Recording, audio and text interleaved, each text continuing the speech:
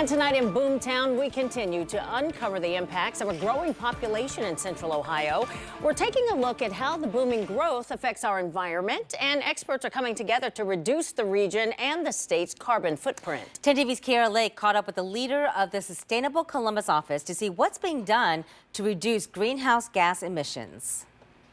Time is ticking on climate. A collective of Ohio's biggest cities, including Columbus, are trying to get to a 45% reduction in greenhouse gas by 2030. The Columbus Department of Utilities Deputy Director says this puts us on track to being carbon neutral by 2050.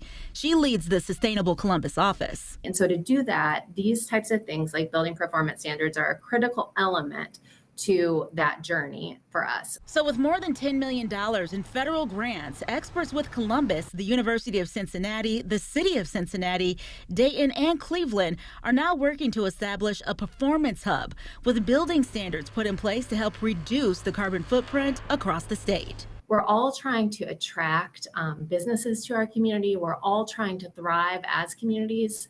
And we all know that making sure that our buildings perform well is going to be critical for us to meet the climate crisis and address the climate crisis in our communities. She says this allows them to discover what resources already exist to help the businesses already here in Central Ohio to perform more efficiently. And how do we put this all in one place so that someone who is looking as a building owner or an operator to improve their building's performance knows I can go here to get funding and financing. I can go here to hire a contractor so that I can improve my building.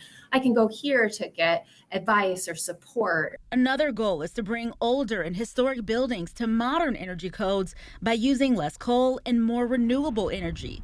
Right now, this is a voluntary program because each city is coming from a different place, has different requirements, and growing at different speeds. The wild thing is that with all of the growth that we've had, we have actually seen overall a 6.5% reduction in overall greenhouse gas emissions in Columbus, which means that we are reducing emissions while we're still growing, which I think is just like a huge testament to people are doing the right thing. In Central Ohio, 1 million new people are expected to move here in the coming decades. And I think we're really trying to embrace that and think about how do you do it equitably? How do you do it sustainably? How do you do things innovatively so that we end up in the best place possible for our residents? Reporting in Columbus, Kiara Lake, 10 TV News.